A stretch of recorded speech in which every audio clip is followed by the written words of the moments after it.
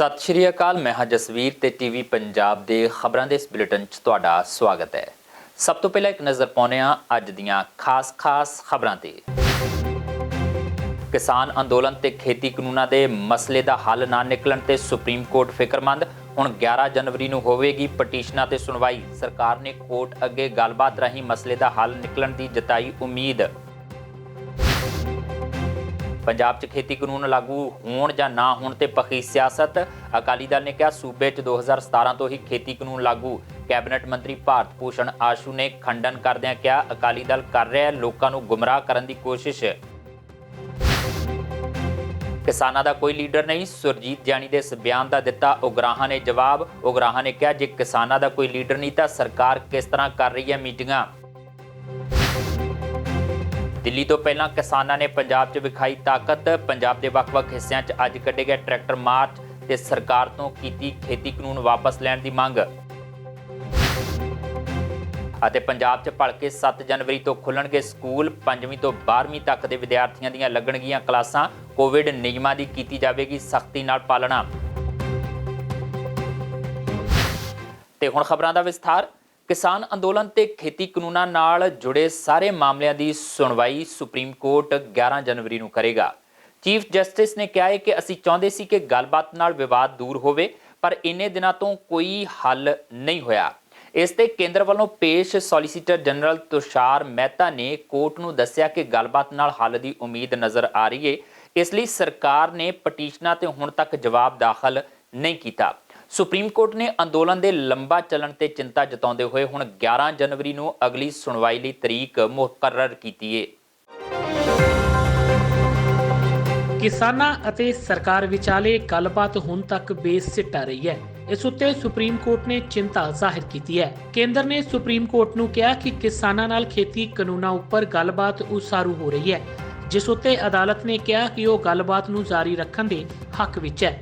ਇਸ ਦੇ ਨਾਲ ਚੀਫ ਜਸਟਿਸ S.A. ਬੋਬਡੇ ਨੇ ਕਿਹਾ ਕਿ ਜੋ ਹਾਲਾਤ ਨੇ ਉਸ ਤੋਂ ਤਾਂ ਸਾਫ਼ ਦਿਖ ਰਿਹਾ ਕਿ ਸਰਕਾਰ ਤੇ ਕਿਸਾਨਾਂ ਵਿਚਾਲੇ ਗੱਲਬਾਤ ਅੱਗੇ ਨਹੀਂ ਤੁਰ ਰਹੀ। ਹਾਲਾਂਕਿ ਸਰਕਾਰ ਵੱਲੋਂ ਸਾਲਿਸਿਟਰ ਜਨਰਲ ਤੁਸ਼ਾਰ ਮਹਿਤਾ ਅਤੇ ਅਟਾਰਨੀ ਜਨਰਲ K.K. ਵੇਣੂਗੋਪਾਲ ਨੇ ਕਿਹਾ ਕਿ ਸਾਨੂੰ ਉਮੀਦ ਹੈ ਕਿ ਜਲਦੀ ਇਸ ਮਸਲੇ ਦਾ ਹੱਲ ਨਿਕਲੇਗਾ। ਇਸ ਦੇ ਨਾਲ ਹੀ 3 ਕਾਨੂੰਨਾਂ ਨੂੰ ਰੱਦ ਕਰਨ ਸੰਬੰਧੀ ਇੱਕ ਹੋਰ ਪਟੀਸ਼ਨ ਸੁਪਰੀਮ ਕੋਰਟ ਵਿੱਚ ਦਾਇਰ ਕੀਤੀ ਗਈ ਹੈ। ਪਟੀਸ਼ਨਕਰਤਾ MLA ਸ਼ਰਮਾ ਵੱਲੋਂ ਦਾਇਰ ਕੀਤੀ ਗਈ ਇਸ ਪਟੀਸ਼ਨ ਉੱਤੇ ਸੁਪਰੀਮ ਕੋਰਟ ਨੇ ਕੇਂਦਰ ਤੋਂ ਜਵਾਬ ਮੰਗਿਆ। ਫਿਲਹਾਲ ਸਾਰੀਆਂ ਪਟੀਸ਼ਨਾਂ ਉੱਤੇ ਹੁਣ 11 ਜਨਵਰੀ ਸੋਮਵਾਰ ਨੂੰ ਸੁਣਵਾਈ ਹੋਵੇਗੀ। ਦੱਸਣਯੋਗ ਹੈ ਕਿ ਨਵੇਂ ਖੇਤੀ ਕਾਨੂੰਨਾਂ ਦੀ ਸੰਵਿਧਾਨਿਕ ਵੈਧਤਾ ਨੂੰ ਲੈ ਕੇ ਜਨਹਿਤ ਪਟੀਸ਼ਨ ਦਾਇਰ ਕੀਤੀ ਗਈ ਹੈ। ਇਸ ਉੱਤੇ ਸੁਣਵਾਈ ਕਰਦੇ ਹੋਏ ਸੁਪਰੀਮ ਕੋਰਟ ਦੇ ਚੀਫ ਜਸਟਿਸ ਨੇ ਕਿਹਾ ਕਿ ਅਸੀਂ ਚਾਹੁੰਦੇ ਹਾਂ ਕਿ ਗੱਲਬਾਤ ਜ਼ਰੀਏ ਮਸਲੇ ਦਾ ਹੱਲ ਨਿਕਲੇ। ਅਸੀਂ ਕਿਸਾਨ ਅੰਦੋਲਨ ਅਤੇ ਖੇਤੀ ਕਾਨੂੰਨਾਂ ਦੀ ਅਰਜ਼ੀ ਉੱਤੇ ਹੁਣ ਸੋਮਵਾਰ 11 ਜਨਵਰੀ ਨੂੰ ਸੁਣਵਾਈ ਕਰਾਂਗੇ। ਜੇਕਰ ਤੁਸੀਂ ਚਾਹੋ ਤਾਂ ਸੁਣਵਾਈ ਅੱਗੇ ਟਾਲ ਦਿੱਤੀ ਜਾਵੇਗੀ। ਦੱਸ ਦਈਏ ਕਿ ਹੁਣ ਤੱਕ ਕਿਸਾਨਾਂ ਤੇ ਕੇਂਦਰ ਵਿਚਾਲੇ 7ਵੇਂ ਦੌਰ ਦੀ ਗੱਲਬਾਤ ਹੋ ਚੁੱਕੀ ਹੈ, ਪਰ ਅਜੇ ਤੱਕ ਕੋਈ ਹੱਲ ਨਹੀਂ ਨਿਕਲਿਆ। ਕੇਂਦਰ ਸਰਕਾਰ ਖੇਤੀ ਕਾਨੂੰਨਾਂ ਨੂੰ ਰੱਦ ਨਹੀਂ ਕਰਨਾ ਚਾਹੁੰਦੀ, ਪਰ ਸੋਧ ਕਰਨ ਲਈ ਤਿਆਰ ਹੈ। ਪਰ ਕਿਸਾਨ ਇਹਨਾਂ ਕਾਨੂੰਨਾਂ ਨੂੰ ਰੱਦ ਕਰਵਾਉਣ ਉੱਤੇ ਅੜੇ ਹੋਏ ਨੇ। ਕਿਸਾਨਾਂ ਵੱਲੋਂ 7 ਜਨਵਰੀ ਨੂੰ ਟਰੈਕਟਰ ਮਾਰਚ ਕੀਤਾ ਜਾਵੇਗਾ ਅਤੇ 8 ਜਨਵਰੀ ਨੂੰ ਮੁੜ ਕਿਸਾਨਾਂ ਤੇ ਸਰਕਾਰ ਵਿਚਾਲੇ ਮੀਟਿੰਗ ਹੋਵੇਗੀ। ਪੰਜਾਬ 'ਚ ਖੇਤੀ ਕਾਨੂੰਨ ਲਾਗੂ ਹੋਣ ਜਾਂ ਨਾ ਹੋਣ ਦੇ ਮਾਮਲੇ 'ਚ ਸਿਆਸਤ ਭਖ ਗਈ ਹੈ। ਅਕਾਲੀ ਦਲ ਨੇ ਪੰਜਾਬ ਦੀ ਕਾਂਗਰਸ ਸਰਕਾਰ ਤੇ ਇਸ ਮਾਮਲੇ 'ਚ ਦੋਗਲੀ ਨੀਤੀ ਤੇ ਚੱਲਣ ਦੇ ਆਰੋਪ ਲਗਾਏ ਨੇ। ਅਕਾਲੀ ਦਲ ਦੇ ਬੁਲਾਰੇ ਡਾਕਟਰ ਦਲਜੀਤ ਸਿੰਘ ਚੀਮਾ ਨੇ ਕਿਹਾ ਕਿ ਪੰਜਾਬ 'ਚ ਖੇਤੀ ਕਾਨੂੰਨ ਸਾਲ 2017 ਤੋਂ ਹੀ ਲਾਗੂ ਨੇ। ਜੇਕਰ ਕਿਸਾਨ ਕੇਂਦਰ ਦੇ ਖੇਤੀ ਕਾਨੂੰਨ ਵਾਪਸ ਕਰਵਾ ਵੀ ਲੈਂਦੇ ਨੇ ਤਾਂ ਉਹਨਾਂ ਨੂੰ ਪੰਜਾਬ ਦੇ ਕਾਨੂੰਨ ਰੱਦ ਕਰਵਾਉਣ ਲਈ ਇੱਕ ਹੋਰ ਜੰਗ ਲੜਨੀ ਪਵੇਗੀ। ਦੂਜੇ ਪਾਸੇ ਕੈਬਨਿਟ ਮੰਤਰੀ ਭਾਰਤ ਭੂਸ਼ਣ ਆਸ਼ੂ ਨੇ ਇਸ ਦਾ ਖੰਡਨ ਕਰਦਿਆਂ ਅਕਾਲੀ ਦਲ ਤੇ ਲੋਕਾਂ ਨੂੰ ਗੁੰਮਰਾਹ ਕਰਨ ਦੀ ਕੋਸ਼ਿਸ਼ ਕਰਨ ਦੇ ਆਰੋਪ ਲਗਾਏ ਨੇ। ਪੰਜਾਬ ਦੇ ਵਿੱਚ ਖੇਤੀ ਕਾਨੂੰਨ ਲਾਗੂ ਨੇ ਜਾਂ ਨਹੀਂ, ਪੰਜਾਬ ਦੇ ਕੈਬਨਿਟ ਮੰਤਰੀ ਭਾਰਤ ਭੂਸ਼ਣ ਆਸ਼ੂ ਦੇ ਇੱਕ ਬਿਆਨ ਤੋਂ ਬਾਅਦ ਇਸ ਉੱਤੇ ਵਿਵਾਦ ਪੈਦਾ ਹੋ ਗਿਆ। ਦਰਅਸਲ ਕੁਝ ਮੀਡੀਆ ਰਿਪੋਰਟਾਂ 'ਚ ਭਾਰਤ ਭੂਸ਼ਣ ਆਸ਼ੂ ਦੇ ਹਵਾਲੇ ਨਾਲ ਇਹ ਲਿਖਿਆ ਗਿਆ ਸੀ ਕਿ ਪੰਜਾਬ 'ਚ ਖੇਤੀ ਕਾਨੂੰਨ ਉਸ ਦਿਨ ਤੋਂ ਹੀ ਲਾਗੂ ਹੋ ਗਏ ਨੇ ਜਦੋਂ ਰਾਸ਼ਟਰਪਤੀ ਨੇ ਇਸ ਉੱਤੇ ਦਸਤਖਤ ਕੀਤੇ ਸਨ। ਹਾਲਾਂਕਿ ਭਾਰਤ ਭੂਸ਼ਣ ਆਸ਼ੂ ਨੇ ਬਾਅਦ 'ਚ ਇਸ ਬਿਆਨ ਤੋਂ ਕਿਨਾਰਾ ਕਰ ਲਿਆ। ਸ਼੍ਰੋਮਣੀ ਅਕਾਲੀ ਦਲ ਦੇ ਬੁਲਾਰੇ ਡਾਕਟਰ ਦਲਜੀਤ ਸਿੰਘ ਚੀਮਾ ਨੇ ਇਸ ਨੂੰ ਕਾਂਗਰਸ ਸਰਕਾਰ ਦੀ ਦੋਗਲੀ ਨੀਤੀ ਦੱਸਿਆ ਹੈ। ਚੀਮਾ ਨੇ ਕਿਹਾ ਕਿ ਪੰਜਾਬ ਦੀ ਕੈਪਟਨ ਸਰਕਾਰ ਇਹ ਖੇਤੀ ਕਾਨੂੰਨ ਸਾਲ 2017 'ਚ ਹੀ ਲਾਗੂ ਕਰ ਚੁੱਕੀ ਹੈ। ਜੇਕਰ ਅੰਦੋਲਨ ਕਰ ਰਹੇ ਕਿਸਾਨ ਕੇਂਦਰ ਦੇ ਖੇਤੀ ਕਾਨੂੰਨ ਰੱਦ ਕਰਵਾਉਣ ਵਿੱਚ ਕਾਮਯਾਬ ਵੀ ਰਹੇ ਤਾਂ ਵੀ ਉਹਨਾਂ ਨੂੰ ਪੰਜਾਬ ਸਰਕਾਰ ਦੇ ਕਾਨੂੰਨ ਰੱਦ ਕਰਵਾਉਣ ਲਈ ਹੋਰ ਸੰਘਰਸ਼ ਕਰਨਾ ਪਵੇਗਾ। ਕਾਂਗਰਸ ਪਾਰਟੀ ਦੇ ਲੀਡਰਾਂ ਨੂੰ ਇੱਕ ਝੂਠ ਨੂੰ ਦਬਾਉਣ ਵਾਸਤੇ ਵਾਰ-ਵਾਰ ਝੂਠ ਬੋਲਣੇ ਪੈ ਰਹੇ। ਕੱਲ੍ਹ ਭਾਰਤ ਭੂਸ਼ਣ ਆਸ਼ੂ ਜੀ ਨੇ ਕਿਹਾ ਕਿ ਪੰਜਾਬ ਦੇ ਵਿੱਚ ਤਿੰਨੇ ਕਾਲੇ ਕਾਨੂੰਨ ਲਾਗੂ ਹੈ। ਸਰਦਾਰ ਰਵਨੀਤ ਸਿੰਘ ਬਿੱਟੂ ਨੇ ਦਿੱਲੀ ਦੇ ਵਿੱਚ ਵੀ ਬਿਆਨ ਦਿੱਤਾ ਕਿ ਬਿਲਕੁਲ ਠੀਕ ਹੈ, ਲਾਗੂ ਤਾਂ ਹੈ ਹੀ ਹੈ। ਔਰ ਅੱਜ ਜਦੋਂ ਕਾਂਗਰਸ ਦਾ ਦਬਾਅ ਪਿਆ ਤੇ ਹੁਣ ਕਹਿੰਦੇ ਜੀ ਅਸੀਂ ਲਾਗੂ ਨਹੀਂ ਕੀਤੇ, ਨਾ ਕਰਨ ਦਿਆਂਗੇ। ਮੈਂ ਆਸ਼ੂ ਜੀ ਨੂੰ ਬੇਨਤੀ ਕਰਦਾ ਕਿ ਤੁਸੀਂ ਇਕੱਲੇ ਇਹ ਕਾਨੂੰਨ ਲਾਗੂ ਹੀ ਨਹੀਂ ਕੀਤੇ, ਇਹਨਾਂ ਕਾਨੂੰਨਾਂ ਦੇ ਵਿੱਚ ਸੋਧਾਂ ਕਰਕੇ ਵਿਧਾਨ ਸਭਾ ਦੇ ਵਿੱਚ ਤੁਸੀਂ ਸੁਪਰੀਮ ਕੋਰਟ ਜਾਣ ਦਾ ਰਸਤਾ ਵੀ ਬੰਦ ਕਰ ਦਿੱਤਾ ਹੋਇਆ। ਔਰ ਦੂਜੀ ਗੱਲ ਕਿ ਜੇ ਕੇਂਦਰ ਕਾਲੇ ਕਾਨੂੰਨ ਵਾਪਸ ਵੀ ਲੈ ਲਏ ਤੇ ਜਿਹੜੇ ਤੁਸੀਂ 2017 ਦੇ ਵਿੱਚ ਪਾਸ ਕੀਤੇ ਹੋਇਆ ਉਹ ਇਹੀ ਹੈ। ਇਸ ਕਰਕੇ ਪੰਜਾਬ ਤਾਂ ਕਸੂਤਾ ਫਸਿਆ ਹੋਇਆ ਹੈ ਕਿ ਜੇ ਵਾਪਸ ਵੀ ਹੋ ਗਏ ਤੇ ਪੰਜਾਬ ਵਾਲੇ ਜਿੰਨੀ ਦੇਰ ਵਾਪਸ ਨਹੀਂ ਹੁੰਦੇ ਉਨੀ ਦੇਰ ਤੱਕ ਇਹ ਕਾਲੇ ਕਾਨੂੰਨ ਲਾਗੂ ਹੀ ਰਹਿਣੇ। ਇਸ ਕਰਕੇ ਵਾਰ-ਵਾਰ ਝੂਠ ਨਾ ਬੋਲੋ, ਹੁਣ ਜਨਤਾ ਨੂੰ ਤੁਹਾਡੀ ਸੱਚਾਈ ਪਤਾ ਲੱਗ ਚੁੱਕੀ ਹੈ। ਉਧਰ ਕੈਬਨਿਟ ਮੰਤਰੀ ਭਾਰਤ ਭੂਸ਼ਣ ਆਸ਼ੂ ਨੇ ਡਾਕਟਰ ਚੀਮਾ ਦੇ ਇਸ ਬਿਆਨ ਨੂੰ ਗੁੰਮਰਾਹ ਕਰਨ ਵਾਲਾ ਦੱਸਿਆ। ਭਾਰਤ ਭੂਸ਼ਣ ਆਸ਼ੂ ਨੇ ਪੱਤਰਕਾਰਾਂ ਨਾਲ ਗੱਲ ਕਰਦਿਆਂ ਕਿਹਾ ਕਿ ਨਾ ਤਾਂ ਪੰਜਾਬ ਵਿੱਚ ਖੇਤੀ ਕਾਨੂੰਨ ਲਾਗੂ ਸਨ ਅਤੇ ਨਾ ਹੀ ਲਾਗੂ ਹੋਣ ਦਿੱਤੇ ਜਾਣਗੇ।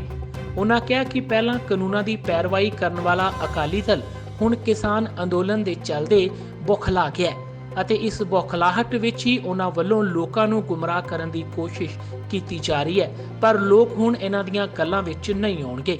ਦੇਖੋ, ਦੋਗਲਾਪਨ ਕਿਹਦਾ ਆ, ਕਿਹੜੀ ਪਾਰਟੀ ਦਾ, ਕਿਹੜੇ ਇਨਸਾਨਾਂ ਦਾ, ਉਹ ਸਾਰਿਆਂ ਨੂੰ ਜ਼ਾਹਰ ਹੋ ਚੁੱਕਿਆ ਹੈ। ਅੱਜ ਕਿਸੇ ਨਾ ਕਿਸੇ ਤਰੀਕੇ ਅਕਾਲੀ ਦਲ ਉਹਦੇ ਨੁਮਾਇੰਦੇ ਕੋਈ ਨਾ ਕੋਈ ਇਹੋ ਜਿਹੀ ਗੱਲ ਕਰਨ ਦੀ ਕੋਸ਼ਿਸ਼ ਕਰਦੇ ਪਏ ਹੈ। ਕੈਪਟਨ ਅਮਰਿੰਦਰ ਸਿੰਘ ਹੁਣਾਂ ਦਾ ਬਿਲਕੁਲ ਕਲੈਰਿਟੀ ਹੈ। ਜਿਸ ਦਿਨ ਆਰਡੀਨੈਂਸ ਆਏ ਸੀ ਉਸੇ ਦਿਨ ਤੋਂ ਅਪੋਜ਼ ਕਰਦੇ ਪਿਆ ਤੇ ਅੱਜ ਤਾਈਂ ਉਹ ਆਪੋਜੀਸ਼ਨ ਹਰ ਲੈਵਲ ਤੇ ਜਾਰੀ ਹੈ। ਉਹਦੇ ਵਾਸਤੇ ਇੰਡੀਵਿਜੂਅਲ ਮੁਸ਼ਕਿਲਾਂ ਜਾਂ ਸਾਰੇ ਪੰਜਾਬ ਨੂੰ ਜੋ ਮੁਸ਼ਕਿਲਾਂ ਝੇਲਣੀਆਂ ਪੈ ਰਹੀਆਂ ਉਹ ਕਿਸੇ ਤੋਂ ਛੁਪੀਆਂ ਨਹੀਂ। ਕੇਂਦਰ ਸਰਕਾਰ ਕਿਸ ਤਰੀਕੇ ਅੱਜ ਪੰਜਾਬ ਨਾਲ ਕਿਸ ਤਰੀਕੇ ਦਾ ਵਿਤਕਰਾ ਕਰ ਰਿਹਾ ਸਾਰਿਆਂ ਨੂੰ ਪਤਾ ਹੈ। ਹਰ ਲੈਵਲ ਤੇ ਕੋਈ ਨਾ ਕੋਈ ਮੁਸ਼ਕਿਲ ਕ੍ਰੀਏਟ ਕੀਤੀ ਜਾ ਰਹੀ ਹੈ ਤੇ ਅੱਜ ਇਹ ਕਹਿਣਾ ਵੀ ਦੋਗਲੀ ਨੀਤੀ ਹੈ, ਇਹ ਤਾਂ ਬੇਕਾਰ ਦੀ ਗੱਲ ਹੈ। ਲੋਕ ਸਾਰਾ ਕੁਝ ਸਮਝਦੇ ਹੈ। ਭਰਮਾਉਣ ਦੀ ਕੋਸ਼ਿਸ਼ ਪਹਿਲੇ ਦਿਨ ਤੋਂ ਜਾਰੀ ਹੈ। ਜਦੋਂ ਉਹ ਇਹਨਾਂ ਕਾਨੂੰਨਾਂ ਦੇ ਹੱਕ 'ਚ ਸੀਗੇ ਇਹ ਉਦੋਂ ਵੀ ਇਹੀ ਗੱਲਾਂ ਕਹਿ ਰਹੇ ਸੀ 2017 ਇਹ ਹੋ ਗਿਆ। ਇਹ ਸਾਰੀਆਂ ਕਿਸਾਨ ਜਥੇਬੰਦੀਆਂ ਦੇ ਲੀਡਰ ਜਦੋਂ ਉਹਨਾਂ ਨਾਲ ਗੱਲਬਾਤ ਹੋਈ ਸੀ ਉਹ ਜਾਣੂ ਸੀਗੇ, ਕਿਉਂਕਿ ਬੇਸਿਕਲੀ ਉਹ ਜਿਹੜੀ ਹੁਣ ਗੱਲ ਤੋਂ ਹੁਣ ਤਾਂ ਸਾਰਿਆਂ ਨੂੰ ਇਹ ਪ੍ਰਤੱਖ ਹੀ ਹੋ ਗਿਆ ਵੀ ਸੈਂਟਰ ਗਵਰਨਮੈਂਟ ਸਾਰਾ ਕੁਝ ਬਦਲਣ ਨੂੰ ਤਿਆਰ ਹੈ, ਵੀ ਜੇਲ੍ਹ 'ਚ ਰੱਖ ਲਓ, ਅੰਦਰੋਂ ਸਾਰਾ ਕੁਝ ਬਦਲ ਦਿਓ, ਇਨਇਫੈਕਟਿਵ ਕਰ ਦਿਓ ਕਾਨੂੰਨਾਂ ਨੂੰ। ਇਹੋ ਜਿਹੀ ਗੱਲ ਹੋ ਗਈ, ਪਰ ਉਹ ਕਿਸਾਨ ਜਥੇਬੰਦੀਆਂ ਫਸੀਆਂ ਕਿਉਂ ਖੜੀਆਂ? ਉਹ ਸਿਰਫ ਇਸੇ ਗੱਲ ਤੋਂ ਫਸੀਆਂ ਖੜੀਆਂ ਵੀ ਜਿਹੜਾ ਇਹ ਕਾਨੂੰਨ ਬਣਾਉਣ ਦਾ ਅਖਤਿਆਰ ਆ ਉਹ ਸਟੇਟ ਗਵਰਨਮੈਂਟ ਨੂੰ ਹੈ। ਸਟੇਟ ਗਵਰਨਮੈਂਟ 2017, 2018, 2019 'ਚ ਜੋ ਕਾਨੂੰਨ ਬਣਾਏਗੀ ਐਗਰੀਕਲਚਰ ਵਾਸਤੇ ਆਪਣੇ ਸੂਬੇ ਤੇ ਦੀ ਕਿਸਾਨੀ ਨੂੰ ਦੇਖ ਕੇ ਬਣਾਏਗੀ। ਚੀਮਾ ਸਾਹਿਬ ਭਰਮਾਉਣ ਦੀ ਕੋਸ਼ਿਸ਼ ਨਾ ਕਰਨ। ਪੰਜਾਬ ਦਾ ਕਿਸਾਨ ਬੜਾ ਪੜ੍ਹਿਆ ਲਿਖਿਆ ਹੈ। ਅੱਜ ਤਾਂ ਅਖਬਾਰਾਂ 'ਚ ਆ ਰਹੇ ਆ ਵੀ ਜਿਹੜੇ ਕਿਸਾਨ ਜਥੇਬੰਦੀਆਂ ਦੇ ਲੀਡਰ ਆ ਉਹਨਾਂ ਦੇ ਮਗਰ ਡਿਗਰੀਆਂ ਕਿੰਨੀਆਂ ਕੁ ਲੱਗੀਆਂ ਹੋਈਆਂ। ਉਹ ਇਹੋ ਜਿਹੀਆਂ ਗੱਲਾਂ ਨਾਲ ਭਰਮਾਏ ਨਹੀਂ ਜਾਣੇ। ਦੱਸ ਦਈਏ ਕਿ ਜਿੱਥੇ ਇੱਕ ਪਾਸੇ ਕਿਸਾਨ ਦਿੱਲੀ ਦੀਆਂ ਸਰਹੱਦਾਂ ਉੱਤੇ ਕੜਾਕੇ ਦੀ ਠੰਡ ਅਤੇ ਮੀਂਹ ਦੇ ਬਾਵਜੂਦ ਸ਼ਾਂਤੀ ਨਾਲ ਪ੍ਰਦਰਸ਼ਨ ਕਰ ਰਹੇ ਨੇ, ਉੱਥੇ ਹੀ ਸਿਆਸੀ ਲੀਡਰ ਅੰਦੋਲਨ ਦਾ ਫਾਇਦਾ ਚੁੱਕਣ ਲਈ ਬਿਆਨਬਾਜ਼ੀ ਦਾ ਸਹਾਰਾ ਲੈ ਰਹੇ ਨੇ। ਸ਼ਾਇਦ ਇਹੀ ਕਾਰਨ ਹੈ ਕਿ ਕਿਸਾਨਾਂ ਵੱਲੋਂ ਕਿਸੇ ਵੀ ਸਿਆਸੀ ਲੀਡਰ ਨੂੰ ਨੇੜੇ ਨਹੀਂ ਲੱਗਣ ਦਿੱਤਾ ਜਾ ਰਿਹਾ ਅਤੇ ਬੜੀ ਹੀ ਸੂਝ-ਬੂਝ ਨਾਲ ਆਪਣੇ ਅੰਦੋਲਨ ਨੂੰ ਅੱਗੇ ਵਧਾਇਆ ਜਾ ਰਿਹਾ ਹੈ। ਭਾਰਤੀ ਕਿਸਾਨ ਯੂਨੀਅਨ ਏਕਤਾ ਉਗਰਾਹਾਂ ਦੇ ਪ੍ਰਧਾਨ ਜੋਗਿੰਦਰ ਸਿੰਘ ਉਗਰਾਹਾਂ ਨੇ ਭਾਜਪਾ ਲੀਡਰ ਸੁਰਜੀਤ ਕੁਮਾਰ ਜਿਆਣੀ ਦੇ ਉਸ ਬਿਆਨ ਤੇ ਇਤਰਾਜ਼ ਪ੍ਰਗਟਾਇਆ ਹੈ ਜਿਸ ਵਿੱਚ ਉਹਨਾਂ ਕਿਹਾ ਸੀ ਕਿ ਖੇਤੀ ਕਾਨੂੰਨਾਂ ਦੇ ਮਸਲੇ ਦਾ ਹੱਲ ਇਸ ਲਈ ਨਹੀਂ ਨਿਕਲ ਰਿਹਾ ਕਿਉਂਕਿ ਕਿਸਾਨਾਂ ਦਾ ਕੋਈ ਲੀਡਰ ਨਹੀਂ ਹੈ। ਇਸ ਦੇ ਜਵਾਬ 'ਚ ਉਗਰਾਹਾਂ ਨੇ ਕਿਹਾ ਕਿ ਕਿਸਾਨ ਪਿਛਲੇ 3 ਮਹੀਨਿਆਂ ਤੋਂ ਪੰਜਾਬ ਤੇ ਹੁਣ ਦਿੱਲੀ 'ਚ ਸੰਘਰਸ਼ ਕਰ ਰਹੇ ਨੇ। ਬਿਨਾਂ ਕਿਸੇ ਲੀਡਰ ਦੇ ਇੰਨਾ ਲੰਬਾ ਅੰਦੋਲਨ ਚਲਾਉਣਾ ਸੰਭਵ ਨਹੀਂ ਹੈ। ਉਹਨਾਂ ਉਲਟਾ ਜਿਆਣੀ ਨੂੰ ਹੀ ਪੁੱਛਿਆ ਕਿ ਜੇਕਰ ਕਿਸਾਨਾਂ ਦਾ ਕੋਈ ਲੀਡਰ ਨਹੀਂ ਤਾਂ ਖੇਤੀਬਾੜੀ ਮੰਤਰੀ ਹੁਣ ਤੱਕ ਕਿਸ ਨਾਲ ਮੀਟਿੰਗਾਂ ਕਰਦੇ ਰਹੇ ਨੇ। ਉਗਰਾਹਾਂ ਨੇ ਕਿਹਾ ਕਿ ਜਿਆਣੀ ਨੂੰ ਅਜਿਹੇ ਬਿਆਨ ਦੇਣ ਤੋਂ ਗੁਰੇਜ਼ ਕਰਨਾ ਚਾਹੀਦਾ ਹੈ। ਮੈਂ ਜੋਗਿੰਦਰ ਸਿੰਘ ਉਗਰਾਹਾਂ, ਸੂਬਾ ਪ੍ਰਧਾਨ ਭਾਰਤੀ ਕਿਸਾਨ ਏਕਤਾ ਉਗਰਾਹਾਂ। ਅੱਜ ਜਿਹੜਾ ਜਿਆਣੀ ਸਾਹਿਬ ਦਾ ਬਿਆਨ ਆਇਆ ਹੈ ਵੀ ਇਹ ਕਿਸਾਨਾਂ ਦਾ ਕੋਈ ਲੀਡਰ ਨਹੀਂ ਹੈ, ਗੱਲ ਸਰਕਾਰ ਕਿਹਦੇ ਨਾਲ ਕਰੇ। ਅਸੀਂ ਪੁੱਛਣਾ ਚਾਹੁੰਦੇ ਹਾਂ ਜਾਣੀ ਸਾਹਿਬ ਨੂੰ ਵੀ 7 ਮੀਟਿੰਗਾਂ ਲੱਗ ਗਈਆਂ, ਉਹ ਬਿਨਾਂ ਲੀਡਰ ਤੋਂ ਲੱਗ ਗਈਆਂ। 29 ਤਰੀਕ ਨੂੰ ਅਸੀਂ ਲਿਖ ਕੇ ਚਿੱਠੀ ਭੇਜੀ ਸੀ ਵੀ ਸਾਡੀ 29 ਨੂੰ ਮੀਟਿੰਗ ਕਰੋ, ਉਹ 30 ਦੀ ਹੋ ਗਈ। ਉਹ 29 ਨੂੰ ਚਿੱਠੀ ਕਿਹਨੇ ਭੇਜੀ ਸੀ? ਉਹ ਲੀਡਰਾਂ ਤੋਂ ਬਿਨਾਂ ਚਲੀ ਗਈ। 7 ਮੀਟਿੰਗਾਂ ਦੀ ਬੈਠਕ ਦੇ ਵਿੱਚ ਸਰਕਾਰ ਅਮੈਂਡਮੈਂਟ ਕਰਨ ਵਾਸਤੇ ਤਿਆਰ ਹੋ ਗਈ। ਸਰਕਾਰ ਨੇ ਪ੍ਰਵਾਨ ਕਰ ਲਿਆ ਵੀ ਕਾਨੂੰਨਾਂ ਦੇ ਵਿੱਚ ਫਰਕ ਨੇ, ਕਾਨੂੰਨਾਂ ਦੇ ਵਿੱਚ ਨੁਕਸ ਨੇ, ਅਮੈਂਡਮੈਂਟ ਜਿੰਨੀ ਮਰਜ਼ੀ ਕਰਵਾ ਲਓ, ਰੱਦ ਨਹੀਂ ਕਰ ਸਕਦੇ। ਇਹ ਬਿਨਾਂ ਲੀਡਰਾਂ ਤੋਂ ਹੋ ਗਿਆ ਇਹ ਸਾਰਾ ਕੰਮ। ਜਿਹੜਾ ਪਰਾਲੀ ਵਾਲਾ ਮਸਲਾ ਕਿਸਾਨਾਂ ਦਾ ਵਾਪਸ ਲੈਣ ਦਾ ਸਰਕਾਰ ਨੇ ਫੈਸਲਾ ਕੀਤਾ ਹੈ, ਤੇ ਜਿਹੜਾ ਉਹਨਾਂ ਨੇ ਦੂਜਾ ਜਿਹੜਾ ਬਿਜਲੀ ਬਿੱਲ 2020 ਨੂੰ ਵਾਪਸ ਲੈਣ ਦਾ ਫੈਸਲਾ ਕੀਤਾ ਹੈ, ਇਹ ਫੈਸਲਾ ਬਿਨਾਂ ਲੀਡਰਾਂ ਤੋਂ ਹੋ ਗਿਆ। ਸਰਕਾਰ ਨੇ ਆਪਣੇ ਆਪ ਐਲਾਨ ਕਰਤਾ। ਤੁਹਾਡੀ ਗੱਲ ਦੇ ਵਿੱਚ ਤੁਕ ਕੀ ਹੈ? ਜਿਹੜੀ ਹੁਣ 8 ਤਰੀਕ ਦੀ ਮੀਟਿੰਗ ਸੱਦੀ ਹੈ ਤੋਮਰ ਸਾਹਿਬ ਨੇ, ਕੀ ਤੋਮਰ ਸਾਹਿਬ ਜਵਾਬ ਦੇ ਸਕਦੇ ਨੇ ਵੀ ਮੀਟਿੰਗ ਉਹ ਤੁਹਾਡੀ ਇੱਟਾਂ ਨਾਲ ਹੋਊਗੀ? ਇਹ ਬੰਦਿਆਂ ਨਾਲ ਮੀਟਿੰਗ ਨਹੀਂ ਹੁੰਦੀ, ਇਹ ਆਗੂ ਨਹੀਂ ਜਿਹੜੇ ਬੈਠੇ ਹੁੰਦੇ ਨੇ ਉੱਥੇ। ਇਸ ਕਰਕੇ ਜਾਣੀ ਸਾਹਿਬ ਦਾ ਬਿਆਨ ਹੈ, ਇਹ ਗੈਰ ਜ਼ਿੰਮੇਵਾਰ ਨਾ ਬਿਆਨ ਹੈ। ਉਹਨਾਂ ਨੂੰ ਬਿਆਨ ਸੋਚ ਸਮਝ ਕੇ ਦੇਣਾ ਚਾਹੀਦਾ ਹੈ। ਲੱਖਾਂ ਦੀ ਗਿਣਤੀ 'ਚ ਲੋਕ ਬੈਠੇ ਨੇ, ਇਹ ਲੀਡਰ ਦੀ ਅਗਵਾਈ 'ਚ ਹੀ ਬੈਠੇ ਨੇ। ਇਹ ਮੇਲੇ ਵਾਲੇ ਲੋਕ ਨਹੀਂ, ਇਹ ਸਧਾਰਨ ਲੋਕ ਨਹੀਂ, ਜਥੇਬੰਦ ਲੋਕ ਨੇ, ਜਾਬਤਾਬੰਦ ਲੋਕ ਨੇ। ਹਿੰਦੁਸਤਾਨ ਦੇ ਵਿੱਚ, ਦੁਨੀਆ ਦੇ ਵਿੱਚ ਉਦਾਹਰਨ ਹੈ ਵੀ ਐਡਾ ਲੰਮਾ ਸੰਘਰਸ਼, ਐਡੀ ਵੱਡੀ ਗਿਣਤੀ 'ਚ ਸੜਕਾਂ ਤੇ ਬੈਠਾ ਹੋਵੇ ਤੇ ਜਾਬਤਾ ਰੱਖੀ ਬੈਠਾ ਹੋਵੇ। ਇਹ ਲੀਡਰਾਂ ਦੇ ਕਰਕੇ ਹੀ ਹੈ। ਇਹ ਲੋਕ ਜਥੇਬੰਦ ਨੇ, ਇਹ ਗੈਰ ਜ਼ਿੰਮੇਵਾਰੀ ਨਾਲ ਨਹੀਂ ਬੈਠੇ, ਲੀਡਰਾਂ ਦੀ ਅਗਵਾਈ 'ਚ ਬੈਠੇ ਨੇ। ਇਹ ਗੱਲ ਪੱਕੀ ਹੈ ਵੀ ਲੀਡਰ ਜ਼ਿਆਦਾ ਨੇ, ਜ਼ਿਆਦਾ ਜਥੇਬੰਦੀਆਂ ਨੇ, ਜ਼ਿਆਦਾ ਜਥੇਬੰਦੀਆਂ ਦੇ ਜ਼ਿਆਦਾ ਲੀਡਰ ਹੋਣਗੇ। ਇਸ ਕਰਕੇ ਜਾਣੀ ਸਾਹਿਬ ਤੁਹਾਡਾ ਇਹ ਬਿਆਨ ਬੇਤੁਕ ਹੈ, ਇਹ ਮੁੜ ਕੇ ਵਿਚਾਰੋ। ਤੁਹਾਨੂੰ ਇਸ ਤਰ੍ਹਾਂ ਦੇ ਬਿਆਨ ਨਹੀਂ ਦੇਣੇ ਚਾਹੀਦੇ। ਧੰਨਵਾਦ। ਕਿਸਾਨਾਂ ਵੱਲੋਂ ਭਲਕੇ 7 ਜਨਵਰੀ ਨੂੰ ਦਿੱਲੀ ਦੇ ਆਲੇ-ਦੁਆਲੇ ਟਰੈਕਟਰ ਮਾਰਚ ਕੱਢਿਆ ਜਾਵੇਗਾ। ਕਿਸਾਨ ਜਥੇਬੰਦੀਆਂ ਵੱਲੋਂ ਇਸ ਦੀਆਂ ਤਿਆਰੀਆਂ ਪੂਰੀਆਂ ਕਰ ਲਈਆਂ ਗਈਆਂ ਨੇ। ਇਸ ਤੋਂ ਪਹਿਲਾਂ ਟਰੈਕਟਰ ਮਾਰਚ ਦਾ ਇੱਕ ਟ੍ਰੇਲਰ ਪੰਜਾਬ 'ਚ ਨਜ਼ਰ ਆਇਆ। ਮੁਕਤਸਰ 'ਚ ਵੱਡੀ ਗਿਣਤੀ 'ਚ ਕਿਸਾਨ ਟਰੈਕਟਰ ਮਾਰਚ ਕਰਦੇ ਹੋਏ ਡੀਸੀ ਦਫ਼ਤਰ ਵੱਲ ਰਵਾਨਾ ਹੋਏ ਤੇ ਉੱਥੇ ਹੀ ਪਟਿਆਲਾ ਤੋਂ ਕਿਸਾਨਾਂ ਦੇ ਇੱਕ ਜਥੇ ਨੇ ਟਰੈਕਟਰਾਂ ਉੱਤੇ ਦਿੱਲੀ ਲਈ ਚਾਲੇ ਪਾ ਲਏ। ਕੇਂਦਰ ਸਰਕਾਰ ਦੇ 3 ਖੇਤੀ ਕਾਨੂੰਨਾਂ ਖਿਲਾਫ ਕਿਸਾਨਾਂ ਦਾ ਰੋਹ ਭਖਦਾ ਜਾ ਰਿਹਾ ਹੈ। ਅੱਜ ਮੁਕਤਸਰ ਦੇ ਪਿੰਡ ਚਿਬੜਾਂਵਾਲੀ ਤੋਂ ਇੱਕ ਵਿਸ਼ਾਲ ਟਰੈਕਟਰ ਰੈਲੀ ਕੱਢ ਕਿਸਾਨਾਂ ਨੇ ਪ੍ਰਸ਼ਾਸਨ ਨੂੰ ਹੈਰਾਨ ਕਰ ਦਿੱਤਾ। ਇਸ ਟਰੈਕਟਰ ਰੈਲੀ ਵਿੱਚ ਆਲੇ-ਦੁਆਲੇ ਦੇ ਪਿੰਡਾਂ ਦੇ ਕਿਸਾਨਾਂ ਨੇ ਵੀ ਭਾਗ ਲਿਆ। ਵੱਡੀ ਗੱਲ ਇਹ ਸੀ ਕਿ ਇਹ ਰੈਲੀ ਕਿਸੇ ਕਿਸਾਨ ਜਥੇਬੰਦੀ ਦੇ ਸੱਦੇ ਉੱਤੇ ਨਹੀਂ, ਸਗੋਂ ਕਿਸਾਨਾਂ ਵੱਲੋਂ ਆਪ ਹੀ ਫੈਸਲਾ ਲੈ ਕੇ ਕੱਢੀ ਜਾ ਰਹੀ ਸੀ। ਕਿਸਾਨ ਪਿੰਡ ਚਿਬੜਾਂਵਾਲੀ ਤੋਂ ਡੀਸੀ ਮੁਕਤਸਰ ਨੂੰ ਮੰਗ ਪੱਤਰ ਦੇਣ ਲਈ ਰਵਾਨਾ ਹੋਏ। ਉਪਰੰਤ ਉਹਨਾਂ ਦਾ ਦਾਣਾ ਮੰਡੀ ਵਿਖੇ ਆੜ੍ਹਤੀਆਂ ਵੱਲੋਂ ਸਨਮਾਨ ਕੀਤਾ ਜਾਣਾ ਸੀ। ਦੱਸ ਦਈਏ ਕਿ ਰੈਲੀ ਵਿੱਚ 400 ਦੇ ਕਰੀਬ ਟਰੈਕਟਰ ਭਾਗ ਲੈ ਰਹੇ ਸਨ। ਇਸ ਦਾ ਅਸੀਂ ਇਹੀ ਸੁਨੇਹਾ ਦੇ ਰਹੇ ਹਾਂ ਮੋਦੀ ਨੂੰ ਕਿ ਸਾਡੀ ਜੋ ਕਿਸਾਨ ਹੈ, ਅਸੀਂ ਜਾਗ ਚੁੱਕਿਆ ਹੈ ਤੇ ਅਸੀਂ ਸਾਰਾ ਆਪਦਾ ਏਕਾ ਦਿਖਾ ਰਹੇ ਹਾਂ ਅੱਜ ਰੈਲੀ ਦੇ ਥਰੂ ਜੀ। ਕਿੰਨੇ ਪਿੰਡਾਂ ਦਾ ਇਕੱਠ ਹੈ? ਇਹ ਨੇੜੇ ਜਿੰਨੇ ਸਾਡੇ ਪਿੰਡ ਹੈ ਜੀ, ਸਾਰੇ ਪਿੰਡ ਤਕਰੀਬਨ ਖੁੰਨਣਾ, ਚੁਬੜਾਂਵਾਲੀ, ਨਾਨਕਪੁਰਾ, ਮਾਹਵੱਦਰ, ਖੁੰਨਣ ਕਲਾਂ, ਗੰਦਣਾ, ਬਾਂਬਾ, ਸਾਰੇ ਪਿੰਡਾਂ ਦੇ ਸਾਰੇ ਸ਼ੇਰੇ ਵਾਲਾ ਅੰਦਾਜ਼ਾ ਕਿੰਨਾ ਟਰੈਕਟਰ ਹੋਊ? ਟਰੈਕਟਰ 400 ਦੇ ਪਲੱਸ ਹੋਊਗਾ ਜੀ। ਇਹ ਜਿਹੜਾ ਅੱਜ ਟਰੈਕਟਰ ਰੋਡ ਸ਼ੋਅ ਹੈ, ਇਹ ਪਿੰਡ ਚੁਬੜਾਲੀ ਤੋਂ ਸ਼ੁਰੂ ਹੋਣ ਜਾ ਰਿਹਾ, ਜੋ ਕਿ ਕਿਸਾਨ ਮਜ਼ਦੂਰ ਏਕਤਾ ਜਿੰਦਾਬਾਦ ਵੱਲੋਂ ਇਹ ਸਾਰਾ ਨਾਅਰਾ ਦਿੱਤਾ ਗਿਆ ਇਸ ਟਰੈਕਟਰ ਰੋਡ ਸ਼ੋਅ ਨੂੰ। ਜਿਹੜਾ ਇਹ ਰੋਡ ਸ਼ੋਅ ਹੈ ਚੁਬੜਾਲੀ ਤੋਂ ਸ਼ੁਰੂ ਹੁੰਦਾ ਹੋਇਆ ਮੁਕਤਸਰ ਦੇ ਡੀਸੀ ਆਫਿਸ ਤੇ ਕੋਟਕਪੂਰਾ ਰੋਡ ਦੇ ਉੱਪਰ ਦੀ ਹੁੰਦਾ ਹੋਇਆ ਦਾਣਾ ਮੰਡੀ ਦੇ ਵਿੱਚ ਆੜ੍ਹਤੀ ਐਸੋਸੀਏਸ਼ਨ ਵੱਲੋਂ ਵੀ ਸਾਡਾ ਉੱਥੇ ਇਹ ਟਰੈਕਟਰ ਰੋਡ ਸ਼ੋਅ ਦੇ ਵਿੱਚ ਸਵਾਗਤ ਕੀਤਾ ਜਾਊਗਾ। ਤੋ ਇਸ ਟਰੈਕਟਰ ਰੋਡ ਸ਼ੋਅ ਦਾ ਜੋ ਮੁੱਖ ਮਕਸਦ ਹੈ, ਜੋ 3 ਕਾਨੂੰਨ ਆ ਬਿੱਲ ਆਏ ਆ, ਜੋ ਉਹਨਾਂ ਦੇ ਕਰੀਬ ਮੋਦੀ ਜੋ ਮੰਨ ਨਹੀਂ ਰਿਹਾ, ਅੱਜ 2 ਮਹੀਨੇ ਦੇ ਕਰੀਬ ਹੋ ਗਏ, ਉਸ ਬਿੱਲਾਂ ਦੇ ਰੱਦ ਕਰਾਉਣ ਵਾਸਤੇ ਜਿਹੜਾ ਟਰੈਕਟਰ ਰੋਡ ਸ਼ੋਅ ਕੱਢਿਆ ਜਾ ਰਿਹਾ।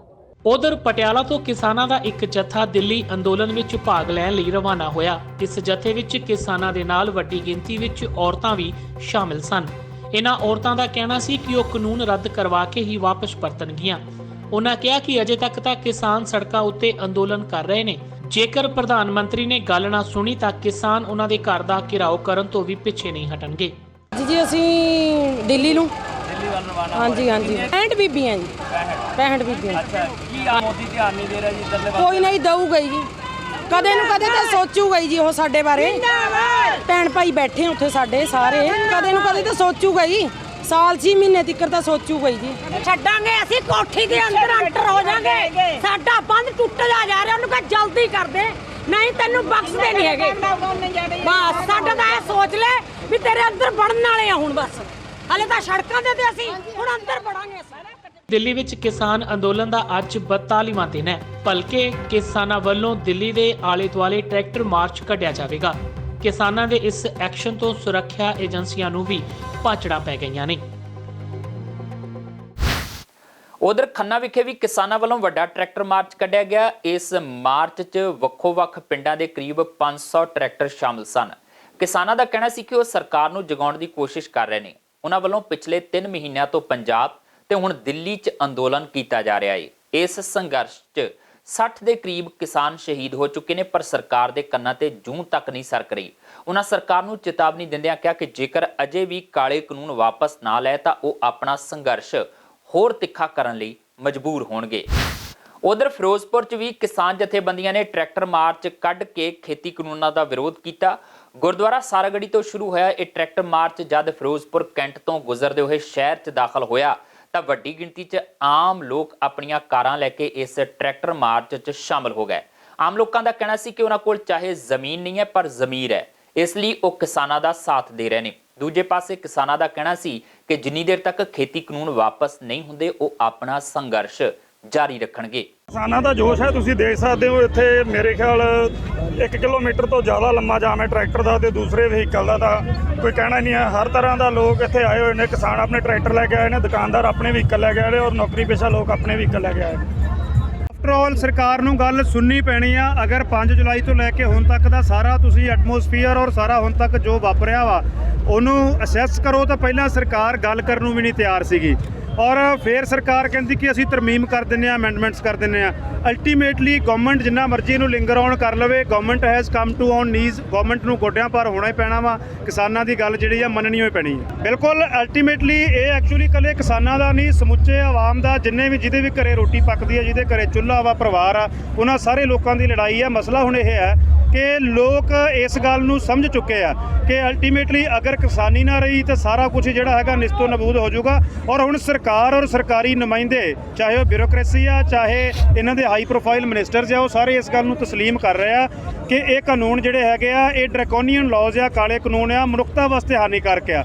ਸੋ ਹੁਣ ਸਾਰੇ ਲੋਕ ਹੀ ਚੱਲ ਪਏ। ਤੁਸੀਂ ਦੇਖੋ ਇੱਥੇ ਇਕੱਲੇ ਕਿਸਾਨ ਨਹੀਂ, ਕਿਸਾਨ ਵੀ, ਮਜ਼ਦੂਰ ਵੀ, ਨੌਕਰੀ ਪੇਸ਼ਾ ਲੋਕ ਵੀ ਨੇ, ਦੁਕਾਨਦਾਰ ਵੀ ਨੇ। ਔਰ ਅਲਟੀਮੇਟਲੀ ਜਦੋਂ ਪੰਜਾਬੀ ਦਾ ਇੱਕ ਅਖਾਣ ਹੈ ਕਿ ਹਜੂਮ ਦਾ ਵਹਿਣ ਤੇ ਦਰਿਆ ਦਾ ਹਜੂਮ ਦਾ ਕਹਿਣ ਤੇ ਦਰਿਆ ਦਾ ਵਹਿਣ ਕਦੇ ਰੁਕਦਾ ਨਹੀਂ। ਸੋ ਇਹ ਹੁਣ ਇਹ ਵਹਿਣ ਆ ਜਿਹੜਾ ਬਿੱਲਾਂ ਨੂੰ ਰੱਦ ਕਰਵਾ ਕੇ ਹੀ ਰੁਕੂਗਾ। ਖੇਤੀ ਕਾਨੂੰਨਾਂ ਦੇ ਵਿਰੋਧ 'ਚ ਬੀਜੇਪੀ ਲੀਡਰ ਤੀਕਸ਼ਣ ਸੂਦ ਦੇ ਘਰ ਦੇ ਬਾਹਰ ਗੋਹਾ ਸੁੱਟਣ ਦੇ ਮਾਮਲੇ 'ਚ ਪੰਜਾਬ ਪੁਲਿਸ ਵੱਲੋਂ ਕੁਝ ਲੋਕਾਂ ਤੇ ਕੇਸ ਦਰਜ ਕੀਤਾ ਗਿਆ ਸੀ। ਅੱਜ ਪੰਜਾਬ ਦੇ ਮੁੱਖ ਮੰਤਰੀ ਕੈਪਟਨ ਅਮਰਿੰਦਰ ਸਿੰਘ ਨੇ ਇਸ ਮਾਮਲੇ 'ਚ ਪ੍ਰਦਰਸ਼ਨਕਾਰੀਆਂ ਵਿਰੁੱਧ ਧਾਰਾ 307 ਵਾਪਸ ਲੈਣ ਦੇ ਆਦੇਸ਼ ਦਿੱਤੇ ਨੇ। ਕੈਪਟਨ ਅਮਰਿੰਦਰ ਸਿੰਘ ਨੇ ਕਤਲ ਦੀ ਕੋਸ਼ਿਸ਼ ਤਹਿਤ ਕੇਸ ਦਰਜ ਕਰਨ ਵਾਲੇ SHO ਦੇ ਤਬਾਦਲੇ ਦਾ ਵੀ ਆਦੇਸ਼ ਦਿੱਤਾ ਹੈ, ਜਿਸ ਦੀ ਹੁਣ ਇੱਕ ਵਿਸ਼ੇਸ਼ ਜਾਂਚ ਟੀਮ ਦੁਆਰਾ ਜਾਂਚ ਕੀਤੀ ਜਾ ਰਹੀ ਹੈ। ਮੁੱਖ ਮੰਤਰੀ ਨੇ ਹੁਸ਼ਿਆਰਪੁਰ ਕਾਂਡ ਦਾ ਜ਼ਿਕਰ ਕਰਦਿਆਂ ਕਿਹਾ ਕਿ ਹੱਤਿਆ ਦੀ ਕੋਸ਼ਿਸ਼ ਨਹੀਂ ਕੀਤੀ ਗਈ। ਦੱਸ ਦਈਏ ਕਿ ਕਿਸਾਨ ਅੰਦੋਲਨ ਕਰਕੇ ਕੁਝ ਨੌਜਵਾਨਾਂ ਨੇ ਬੀਜੇਪੀ ਲੀਡਰ ਦੇ ਘਰ ਅੱਗੇ ਗੋਹੇ ਦਾ ਢੇਰ ਲਾ ਦਿੱਤਾ ਸੀ। ਇਸ ਮਗਰੋਂ ਪੁਲਿਸ ਨੇ ਕੇਸ ਦਰਜ ਕਰਕੇ ਉਹਨਾਂ ਦੀ ਗ੍ਰਿਫਤਾਰੀ ਲਈ ਛਾਪੇ ਮਾਰੇ ਸੀ। ਇਸ ਮਗਰੋਂ ਕਿਸਾਨ ਉਹਨਾਂ ਨੌਜਵਾਨਾਂ ਦੇ ਹੱਕ 'ਚ ਅੜ ਗਏ, ਇਸ ਲਈ ਸਰਕਾਰ ਨੇ ਯੂ ਟਰਨ ਲੈ ਲਿਆ ਹੈ। That there was a tractor loaded of dung which was turning into this BJP leader's house, and the man who was there at the gate lay down in front of it, and they came right up to him in an attempt to try and cross over him, but they stopped in time, and the SHO put this act 307 attempt to murder, which subsequently we put an SIT up, and the SIT think this was a wrong thing, and therefore that has been removed. So there's no charge of 307 against him at the moment.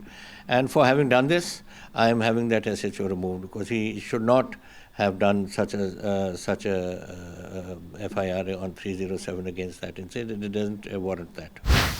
Delhi Katra express highway ਦਾ ਪੰਜਾਬ 'ਚ ਵਿਰੋਧ ਤੇਜ਼ ਹੋ ਗਿਆ ਹੈ। ਜਲੰਧਰ ਤੋਂ ਬਾਅਦ ਗੁਰਦਾਸਪੁਰ ਦੇ ਕਿਸਾਨਾਂ ਨੇ ਵੀ ਆਪਣੀ ਜ਼ਮੀਨ ਇਸ ਹਾਈਵੇ ਲਈ ਦੇਣ ਤੋਂ ਕੋਰੀ ਨਾ ਕਰ ਦਿੱਤੀ ਹੈ। ਕਿਸਾਨਾਂ ਦਾ ਕਹਿਣਾ ਹੈ ਕਿ ਜਿੰਨੀ ਦੇਰ ਤੱਕ ਸਰਕਾਰ ਖੇਤੀ ਕਾਨੂੰਨ ਰੱਦ ਨਹੀਂ ਕਰਦੀ, ਉਹ ਕੇਂਦਰ ਸਰਕਾਰ ਦੇ ਕਿਸੇ ਵੀ ਪ੍ਰੋਜੈਕਟ ਲਈ ਆਪਣੀ ਜ਼ਮੀਨ ਨਹੀਂ ਦੇਣਗੇ। ਇਸ ਦੇ ਨਾਲ ਹੀ ਉਹਨਾਂ ਦਾ ਕਹਿਣਾ ਸੀ ਕਿ ਇਸ ਐਕਸਪ੍ਰੈਸ ਹਾਈਵੇ ਲਈ ਐਕਵਾਇਰ ਕੀਤੀ ਜਾ ਰਹੀ ਜ਼ਮੀਨ ਦੀ ਪੂਰੀ ਕੀਮਤ ਸਰਕਾਰ ਵੱਲੋਂ ਨਹੀਂ ਦਿੱਤੀ ਜਾ ਰਹੀ। ਦਿੱਲੀ ਕਟੜਾ ਐਕਸਪ੍ਰੈਸ ਹਾਈਵੇ ਦਾ ਪੰਜਾਬ ਵਿੱਚ ਜ਼ਬਰਦਸਤ ਵਿਰੋਧ ਸ਼ੁਰੂ ਹੋ ਗਿਆ। ਜਿਨ੍ਹਾਂ ਕਿਸਾਨਾਂ ਦੀਆਂ ਜ਼ਮੀਨਾਂ ਇਸ ਹਾਈਵੇ ਵਿੱਚ ਆਉਣਗੀਆਂ, ਉਹਨਾਂ ਕਿਸਾਨਾਂ ਨੇ ਪੰਜਾਬ ਅਤੇ ਕੇਂਦਰ ਸਰਕਾਰ ਦੇ ਖਿਲਾਫ ਆਪਣਾ ਰੋਸ ਜ਼ਾਹਿਰ ਕਰਨਾ ਸ਼ੁਰੂ ਕਰ ਦਿੱਤਾ ਹੈ। ਗੁਰਦਾਸਪੁਰ ਵਿੱਚ ਅੱਜ ਕਰੀਬ 40 ਪਿੰਡਾਂ ਦੇ ਕਿਸਾਨਾਂ ਨੇ ਇਸ ਸੰਬੰਧੀ ਮੀਟਿੰਗ ਕੀਤੀ। ਕਿਸਾਨਾਂ ਦਾ ਕਹਿਣਾ ਸੀ ਕਿ ਜਿੰਨੀ ਦੇਰ ਤੱਕ ਸਰਕਾਰ ਖੇਤੀ ਕਾਨੂੰਨ ਰੱਦ ਨਹੀਂ ਕਰਦੀ, ਉਹ ਕੇਂਦਰ ਸਰਕਾਰ ਦੇ ਕਿਸੇ ਵੀ ਪ੍ਰੋਜੈਕਟ ਲਈ ਆਪਣੀ ਜ਼ਮੀਨ ਨਹੀਂ ਦੇਣਗੇ। ਇਸ ਦੇ ਨਾਲ ਹੀ ਉਹਨਾਂ ਦਾ ਕਹਿਣਾ ਸੀ ਕਿ ਇਸ ਐਕਸਪ੍ਰੈਸ ਹਾਈਵੇ ਲਈ ਐਕਵਾਇਰ ਕੀਤੀ ਜਾ ਰਹੀ ਜ਼ਮੀਨ ਦੀ ਪੂਰੀ ਕੀਮਤ ਸਰਕਾਰ ਵੱਲੋਂ ਨਹੀਂ ਦਿੱਤੀ ਜਾ ਰਹੀ। ਕਿਸਾਨਾਂ ਮੁਤਾਬਕ ਪੰਜਾਬ ਦੇ 11 ਜ਼ਿਲ੍ਹਿਆਂ ਵਿੱਚੋਂ ਇਹ ਐਕਸਪ੍ਰੈਸ ਹਾਈਵੇ ਨਿਕਲਣਾ ਹੈ ਅਤੇ ਸਾਰੇ ਹੀ ਕਿਸਾਨ ਇਸ ਦੇ ਵਿਰੋਧ ਲਈ ਇਕਜੁੱਟ ਹੋ ਰਹੇ ਨੇ।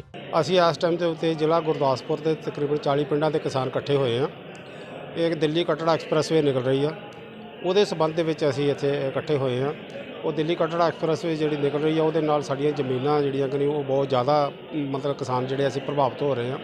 ਬਹੁਤ ਕਿਸਾਨਾਂ ਦੇ ਵਿੱਚ ਘਰ ਆ ਰਹੇ ਹੋਏ ਆ, ਬਹੁਤ ਕੁਝ ਹੋ ਰਿਹਾ, ਲੇਕਿਨ ਉਹਦੇ ਵਿੱਚ ਇਹ ਆ ਵੀ ਸਾਨੂੰ ਪ੍ਰਸ਼ਾਸਨ ਜਿਹੜਾ ਕਿ ਕੋਈ ਨਿਆਂ ਨਹੀਂ ਦੇ ਰਿਹਾ, ਕੋਈ ਦੱਸਦਾ ਨਹੀਂ ਵੀ ਤੁਹਾਨੂੰ ਇਹਦੀ ਕੰਪਨਸੇਸ਼ਨ ਕੀ ਦਿੱਤੀ ਜਾਏਗੀ। ਉਹ ਹਰ ਪਿੰਡ ਦੇ ਵਿੱਚ, ਹਰ ਤਹਿਸੀਲ ਦੇ ਵਿੱਚ, ਹਰ ਜ਼ਿਲ੍ਹੇ ਦੇ ਵਿੱਚ ਇਹਨਾਂ ਨੇ ਇੱਕੋ ਹੀ ਐਟੀਟਿਊਡ ਰੱਖਿਆ ਹੋਇਆ ਹੈ, ਇਹ ਸਾਨੂੰ ਕੋਈ ਦੱਸਦੇ ਨਹੀਂ। ਇਸ ਕਰਕੇ ਅਸੀਂ ਸਾਰੇ ਕਿਸਾਨਾਂ ਨੇ ਪੰਜਾਬ ਦੇ ਟੋਟਲ ਜਿੱਥੇ 11 ਜ਼ਿਲ੍ਹੇ ਆ ਜਿਨ੍ਹਾਂ ਦੇ ਵਿੱਚੋਂ ਦੀ ਇਹ ਹਾਈਵੇ ਐਕਸਪ੍ਰੈਸਵੇ ਨਿਕਲੇਗਾ, ਉਹ ਸਾਰੇ ਦੇ ਸਾਰੇ ਅਸੀਂ 11 ਜ਼ਿਲ੍ਹੇ ਇਕੱਤਰ ਹੋ ਗਏ ਹਾਂ। ਅਸੀਂ ਆਪਣੀ ਇੱਕ ਪੰਜਾਬ ਕਿਸਾਨ ਸੰਘਰਸ਼ ਕਮੇਟੀ ਬਣਾ ਲਈ ਆ, ਜਿਹੜੀ ਦਿੱਲੀ ਕਟੜਾ ਐਕਸਪ੍ਰੈਸਵੇ ਦੇ ਅਗੇਂਸਟ ਆ। ਅਸੀਂ ਬਿਲਕੁਲ ਇੱਕ ਮਤ ਦੇ ਨਾਲ 11 ਜ਼ਿਲ੍ਹਿਆਂ ਨੇ ਫੈਸਲਾ ਲਿਆ ਹੋਇਆ ਹੈ ਕਿ ਜਿੰਨਾ ਚਿਰ ਤੱਕ ਸਾਡੇ ਦਿੱਲੀ ਦੇ ਵਿੱਚ ਬੈਠੇ ਕਿਸਾਨ ਜਥੇਬੰਦੀਆਂ ਦੇ ਉਹ ਜਿਹੜੇ ਮੋਦੀ ਸਰਕਾਰ ਨੇ ਕਾਲੇ 3 ਕਾਨੂੰਨ ਬਣਾਏ ਹੋਏ ਆ, ਉਹ ਵਾਪਸ ਨਹੀਂ ਹੁੰਦੇ, ਜਿੰਨਾ ਚਿਰ ਤੱਕ ਸਾਡੀਆਂ ਜਥੇਬੰਦੀਆਂ ਉੱਥੋਂ ਵਾਪਸ ਨਹੀਂ ਆਉਂਦੀਆਂ, ਉਹਨਾਂ ਚਿਰ ਤੱਕ ਅਸੀਂ ਇਹ ਦਿੱਲੀ ਕਟੜਾ ਐਕਸਪ੍ਰੈਸਵੇ ਦੇ ਉੱਤੇ ਬਿਲਕੁਲ ਕੋਈ ਗੱਲ ਨਹੀਂ ਕਰਨੀ ਚਾਹੁੰਦੇ।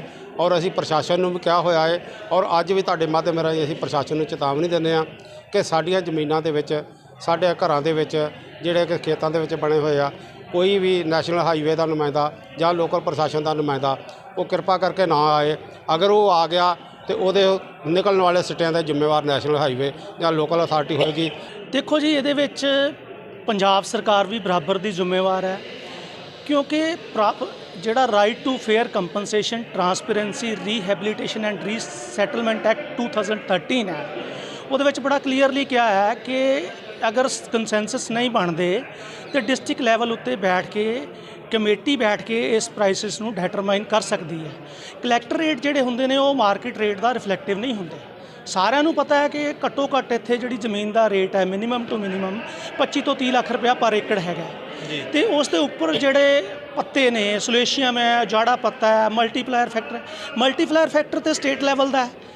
ਅਗਰ ਉਹੀ ਜਿਸ ਤਰ੍ਹਾਂ ਤੁਸੀਂ ਕਰਤਾਰਪੁਰ ਕੋਰੀਡੋਰ ਬਾਰੇ ਕਿਹਾ ਹੈ, ਅਗਰ ਉੱਥੇ ਬੈਠ ਕੇ ਪ੍ਰਸ਼ਾਸਨ ਕੋਈ ਹੱਲ ਕੱਢ ਸਕਦਾ ਹੈ, ਔਰ ਟਰਾਂਸ ਜਮਨਾ ਐਕਸਪ੍ਰੈਸ ਵਿੱਚ ਯੂਪੀ ਗਵਰਨਮੈਂਟ ਨੇ ਵੀ ਸੋਲੂਸ਼ਨ ਕੱਢੀ ਹੈ, ਨਾਗਪੁਰ ਮੁੰਬਈ ਐਕਸਪ੍ਰੈਸਵੇ ਵਿੱਚ ਮਹਾਰਾਸ਼ਟਰ ਗਵਰਨਮੈਂਟ ਨੇ ਵੀ ਸੋਲੂਸ਼ਨ ਕੱਢੀ ਹੈ। ਔਰ ਇਸ ਐਕਸਪ੍ਰੈਸਵੇ ਲਈ ਟਿਲ ਡੇਟ ਅਗਰ ਅਸੀਂ ਲੈਂਡ ਐਕੁਜੀਸ਼ਨ ਪੋਰਟਲ ਦੇਖਦੇ ਹਾਂ, ਉਹਦੇ ਵਿੱਚ ਹਰਿਆਣਾ ਵਾਸਤੇ ਇਹਨਾਂ ਨੇ 7650 ਕਰੋੜ ਸੈਂਕਸ਼ਨ ਕੀਤੇ ਹੈ, ਜਦੋਂ ਕਿ ਉੱਥੇ 135 ਕਿਲੋਮੀਟਰ ਸੜਕ ਬਣਨੀ ਹੈ ਤੇ ਪੰਜਾਬ ਵਿੱਚ 395 ਕਿਲੋਮੀਟਰ ਸੜਕ ਬਣਨੀ ਹੈ। ਉਹਦੇ ਵਾਸਤੇ ਇਹਨਾਂ ਕੋਲ ਜਿਹੜੀ ਸੈਂਕਸ਼ਨ ਲਿਮਿਟ ਹੈ, ਲੈਂਡ ਐਕੁਜੀਸ਼ਨ ਪੋਰਟਲ, ਭੂਮੀ ਰਾਸ਼ੀ ਪੋਰਟਲ ਤੁਸੀਂ ਦੇਖ ਲਓ, ਉਹਦੇ ਉੱਤੇ 3585 ਕਰੋੜ ਹੈ। ਬਾਕੀ ਇਸ ਸੜਕ ਦਾ ਬਹੁਤ ਵੱਡਾ ਨੁਕਸਾਨ ਹੈ, ਕਿਉਂਕਿ ਇਸ ਦੇ ਨਾਲ ਕੋਈ ਸਰਵਿਸ ਰੋਡ ਨਹੀਂ ਦਿੱਤੀ ਜਾ ਰਹੀ। ਇਹ ਕੰਟਰੋਲਡ ਐਕਸੈਸ ਐਕਸਪ੍ਰੈਸਵੇ ਹੈ, ਇਸ ਦੇ ਉੱਪਰ ਤੁਸੀਂ ਚੜ੍ਹ ਨਹੀਂ ਸਕਦੇ। ਜਿਹੜੀ ਬਾਕੀ ਦੀ ਜ਼ਮੀਨ ਬਚਦੀ ਹੈ ਉਸ ਦੀ ਸਾਡੀ ਐਪਰੀਸੀਏਸ਼ਨ ਨਹੀਂ ਹੋਏਗੀ, ਉਸ ਦਾ ਉਲਟਾ ਮੁੱਲ ਘਟ ਜਾਵੇਗਾ। ਲੋਕਾਂ ਦੀਆਂ ਜ਼ਮੀਨਾਂ ਦੋ ਪਾਸੇ ਵੰਡੀਆਂ ਜਾ ਰਹੀਆਂ ਨੇ, ਔਰ ਪੈਸੇ ਤੇ ਬੜੀ ਇੱਕ ਸੈਕੰਡਰੀ ਚੀਜ਼ ਹੈ। ਇਸ ਦੇ ਨਾਲ ਸਭ ਤੋਂ ਜ਼ਰੂਰੀ ਹੈ ਕਿ ਸਰਵਿਸ ਰੋਡ, ਜਿੰਨੀ ਦੇਰ ਤੱਕ ਇਸ ਦੇ ਨਾਲ ਸਰਵਿਸ ਰੋਡ ਨਹੀਂ ਦਿੱਤੀ ਜਾਂਦੀ, ਇਸ ਰੋਡ ਦਾ ਕੋਈ ਫਾਇਦਾ ਨਹੀਂ ਪੰਜਾਬ ਨੂੰ। ਉਧਰ ਇਸ ਮਾਮਲੇ 'ਚ ਡੀਸੀ ਗੁਰਦਾਸਪੁਰ ਮੁਹੰਮਦ ਇਸ਼ਫਾਕ ਦਾ ਕਹਿਣਾ ਸੀ ਕਿ ਹਾਈਵੇ ਸੰਬੰਧੀ ਪ੍ਰਸ਼ਾਸਨਿਕ ਕਾਰਵਾਈ ਚੱਲ ਰਹੀ ਹੈ, ਕੁਝ ਮੁਸ਼ਕਿਲਾਂ ਨੇ ਉਹਨਾਂ ਨੂੰ ਦੂਰ ਕੀਤਾ ਜਾ ਰਿਹਾ ਹੈ। ਇਸ ਦੇ ਨਾਲ ਹੀ ਕਿਸਾਨਾਂ ਦੇ ਵਿਰੋਧ ਬਾਰੇ ਪੁੱਛਣ ਤੇ ਡੀਸੀ ਗੁਰਦਾਸਪੁਰ ਨੇ ਇਸ ਨੂੰ ਰਾਜਨੀਤਿਕ ਮਸਲਾ ਦੱਸਿਆ। ਕਟੜਾ ਐਕਸਪ੍ਰੈਸ ਹਾਈਵੇ ਦਾ ਬੇਸਿਕਲੀ ਜੇ ਐਕੁਇਜ਼ੀਸ਼ਨ ਦਾ ਕੰਮ ਚੱਲ ਰਿਹਾ, ਸਾਡੇ ਐਸਸੀ ਸਾਹਿਬ ਦੇ ਕਾਲਾ ਹੈਗੇ ਆ ਔਰ ਨੈਸ਼ਨਲ ਹਾਈਵੇ ਨੂੰ ਕਰ ਰਹੀ ਹੈਗੀ ਆ। ਇੱਕ ਵਾਰੀ ਜਦੋਂ ਲੈਂਡ ਐਕੁਇਜ਼ੀਸ਼ਨ ਪੂਰੀ ਹੋ ਜਾਏਗੀ, ਉਸ ਤੋਂ ਬਾਅਦ ਫਿਰ ਟੈਂਡਰਿੰਗ ਦਾ ਕੰਮ ਸ਼ੁਰੂ ਹੋਵੇਗਾ। ਇਹ ਜਿਹੜੇ ਪੋਲੀਟੀਕਲ ਕੁਐਸਚਨ ਹੈ ਨਾ, ਇਹ ਮੈਨੂੰ ਨਾ ਪੁੱਛੋ, ਇਹ ਤਾਂ ਪੋਲੀਟੀਕਲ ਕੁਐਸਚਨ ਹੁੰਦੇ ਨੇ। ਅਸੀਂ ਤਾਂ ਜੋ ਐਡਮਿਨਿਸਟ੍ਰੇਟਿਵ ਨੂੰ ਦੱਸ ਦਿੱਤਾ ਕਿ ਉਹਦੀ ਐਕੁਇਜ਼ੀਸ਼ਨ ਕੰਮ ਚੱਲ ਰਹੀ ਹੈ, ਸੋ ਮੈਂ ਕਿਸੇ ਪੋਲੀਟੀਕਲ ਕੁਐਸਚਨ ਕਮੈਂਟ ਨਹੀਂ ਕਰਾਂਗਾ। ਦੱਸ ਦਈਏ ਕਿ ਦਿੱਲੀ ਕਟਰਾ ਐਕਸਪ੍ਰੈਸ ਹਾਈਵੇ ਕੇਂਦਰ ਸਰਕਾਰ ਦਾ ਡ੍ਰੀਮ ਪ੍ਰੋਜੈਕਟ ਹੈ। ਕਿਸਾਨਾਂ ਨੂੰ ਡਰ ਹੈ ਕਿ ਇਸ ਐਕਸਪ੍ਰੈਸ ਵੇ ਨਾਲ ਕੋਈ ਸਰਵਿਸ ਰੋਡ ਨਾ ਹੋਣ ਕਾਰਨ ਇਸ ਦਾ ਪੰਜਾਬ ਨੂੰ ਕੋਈ ਫਾਇਦਾ ਨਹੀਂ ਹੋਵੇਗਾ ਅਤੇ ਉਹਨਾਂ ਦੀਆਂ ਜ਼ਮੀਨਾਂ ਵੀ ਵੰਡੀਆਂ ਜਾਣਗੀਆਂ। ਕਿਸਾਨ ਖੇਤੀ ਕਾਨੂੰਨਾਂ ਕਾਰਨ ਵੀ ਸਰਕਾਰ ਤੋਂ ਨਾਰਾਜ਼ ਨੇ ਅਤੇ ਉਸ ਦੇ ਕਿਸੇ ਵੀ ਪ੍ਰੋਜੈਕਟ ਵਿੱਚ ਆਪਣੀ ਦਿਲਚਸਪੀ ਨਹੀਂ ਵਿਖਾ ਰਹੇ। ਪੰਜਾਬ ਸਰਕਾਰ ਨੇ 7 ਜਨਵਰੀ ਤੋਂ ਸੂਬੇ ਦੇ ਸਕੂਲ ਖੋਲ੍ਹਣ ਦਾ ਐਲਾਨ ਕੀਤਾ ਹੈ। ਪੰਜਾਬ ਦੇ ਸਕੂਲ ਸਿੱਖਿਆ ਮੰਤਰੀ ਵਿਜੇਂਦਰ ਸਿੰਗਲਾ ਨੇ ਬੁੱਧਵਾਰ ਨੂੰ ਕਿਹਾ ਕਿ ਮਾਪਿਆਂ ਦੀ ਲਗਾਤਾਰ ਮੰਗ ਨੂੰ ਮੰਨਦਿਆਂ ਸੂਬਾ ਸਰਕਾਰ ਨੇ 7 ਜਨਵਰੀ ਤੋਂ ਸਰਕਾਰੀ, ਅਰਧ ਸਰਕਾਰੀ ਤੇ ਨਿੱਜੀ ਸਕੂਲ ਮੁੜ ਖੋਲ੍ਹਣ ਦਾ ਫੈਸਲਾ ਕੀਤਾ ਹੈ। ਸਿੰਗਲਾ ਨੇ ਦੱਸਿਆ ਕਿ ਸਕੂਲਾਂ ਦਾ ਸਮਾਂ ਸਵੇਰੇ 10 ਵਜੇ ਤੋਂ ਦੁਪਹਿਰ 3 ਵਜੇ ਤੱਕ ਰਹੇਗਾ ਤੇ ਸਿਰਫ 5ਵੀਂ ਤੋਂ 12ਵੀਂ ਜਮਾਤ ਦੇ ਵਿਦਿਆਰਥੀ ਹੀ ਸਕੂਲ 'ਚ ਕਲਾਸਾਂ ਲਾਉਣਗੇ। ਉਹਨਾਂ ਅੱਗੇ ਇਹ ਵੀ ਕਿਹਾ ਕਿ ਮੁੱਖ ਮੰਤਰੀ ਦੇ ਨਿਰਦੇਸ਼ਾਂ ਦੀ ਪਾਲਣਾ ਕਰਦਿਆਂ ਸਾਰੇ ਸਕੂਲ ਪ੍ਰਬੰਧਕਾਂ ਨੂੰ ਸਿਹਤ ਵਿਭਾਗ ਦੁਆਰਾ ਜਾਰੀ ਕੀਤੀ ਵਿਸ਼ੇਸ਼ ਸਲਾਹ ਦੇ ਨਿਰਦੇਸ਼ਾਂ ਦੀ ਸਖਤੀ ਨਾਲ ਪਾਲਣਾ ਕਰਨ ਲਈ ਵੀ ਕਿਹਾ ਗਿਆ ਹੈ, ਜਿਸ ਨਾਲ ਕਰੋਨਾ ਵਾਇਰਸ ਦੇ ਸੰਕਰਮਣ ਦੇ ਖਤਰੇ ਨੂੰ ਰੋਕਿਆ ਜਾ ਸਕੇ। ਪਠਾਨਕੋਟ ਦੇ ਗਾਂਧੀ ਚੌਕ 'ਚ ਸਾਲ 1988 'ਚ ਹੋਏ ਬੰਬ ਧਮਾਕੇ ਦੌਰਾਨ ਜ਼ਖਮੀ ਹੋਈ ਇੱਕ ਮਹਿਲਾ ਦੀ ਜਾਨ ਤਾਂ ਬਚ ਗਈ ਸੀ, ਪਰ ਉਸ ਨੂੰ ਆਪਣੀ ਇੱਕ ਲੱਤ ਤੇ ਬਾਂਹ ਗੁਆਉਣੀ ਪਈ ਸੀ। ਹੁਣ ਉਸ ਘਟਨਾ ਦੇ 32 ਸਾਲ ਬਾਅਦ ਔਰਤ ਦੀ ਤਬੀਅਤ ਖਰਾਬ ਹੋਣ ਤੇ ਡਾਕਟਰਾਂ ਨੂੰ ਵਿਖਾਇਆ ਗਿਆ ਤਾਂ ਉਸ ਦੇ ਸਰੀਰ 'ਚ ਅਜਿਹੀ ਚੀਜ਼ ਮਿਲੀ ਜਿਸ ਨੇ ਡਾਕਟਰਾਂ ਦੇ ਵੀ ਹੋਸ਼ ਉਡਾ ਦਿੱਤੇ। ਔਰਤ ਦੇ ਸਰੀਰ 'ਚ ਅੱਜ ਤੱਕ ਬੰਬ ਦੇ ਟੁਕੜੇ ਫਸੇ ਹੋਏ ਸਨ, ਜਿਨ੍ਹਾਂ ਨੂੰ ਹੁਣ ਆਪਰੇਸ਼ਨ ਕਰਕੇ ਕੱਢ ਦਿੱਤਾ ਗਿਆ। ਹੁਣ ਇਸ ਔਰਤ ਦੀ ਹਾਲਤ 'ਚ ਤੇਜ਼ੀ ਨਾਲ ਸੁਧਾਰ ਹੋ ਰਿਹਾ ਹੈ।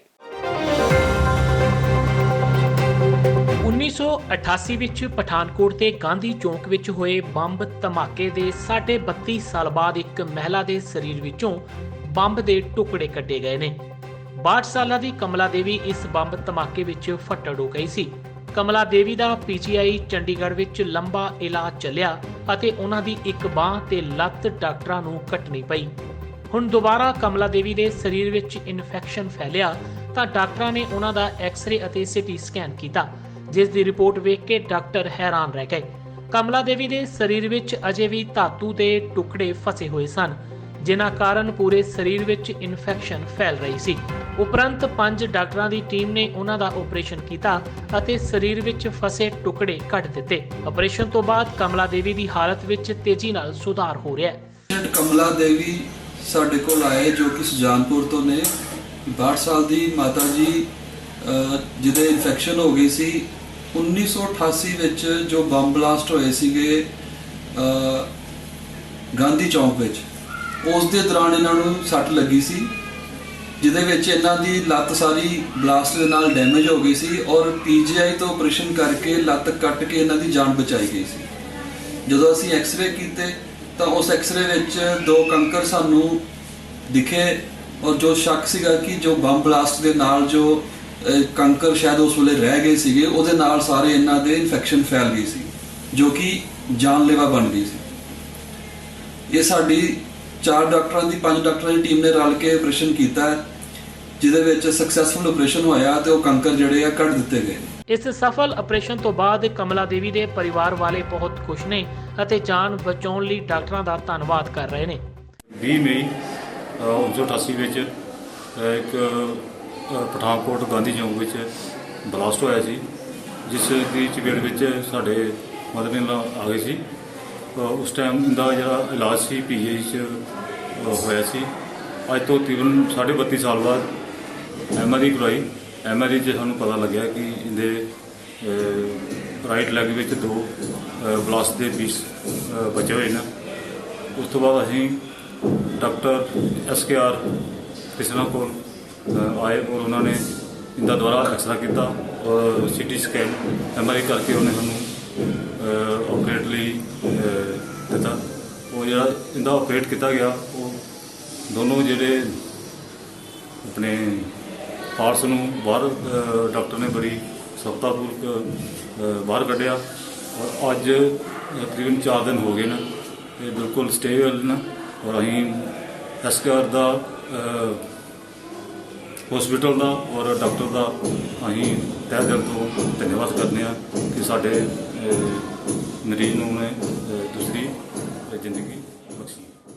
ਦੱਸ ਦਈਏ ਕਿ ਜੇਕਰ ਜਲਦੀ ਇਹ ਆਪਰੇਸ਼ਨ ਨਾ ਕੀਤਾ ਜਾਂਦਾ ਤਾਂ ਕਮਲਾ ਦੇਵੀ ਦੀ ਜਾਨ ਨੂੰ ਖਤਰਾ ਪੈਦਾ ਹੋ ਸਕਦਾ ਸੀ। ਤੇਜ਼ੀ ਨਾਲ ਵੱਧ ਰਿਹਾ ਇਨਫੈਕਸ਼ਨ ਉਹਨਾਂ ਦੀ ਕਿਡਨੀ ਤੇ ਲੀਵਰ ਤੱਕ ਪਹੁੰਚ ਗਿਆ ਸੀ। ਹੁਣ ਆਪਰੇਸ਼ਨ ਤੋਂ ਬਾਅਦ ਕਮਲਾ ਦੇਵੀ ਬਿਲਕੁਲ ਠੀਕ ਹੈ ਅਤੇ ਛੇਤੀ ਹੀ ਉਹਨਾਂ ਨੂੰ ਹਸਪਤਾਲ ਤੋਂ ਛੁੱਟੀ ਦਿੱਤੀ ਜਾ ਸਕਦੀ ਹੈ।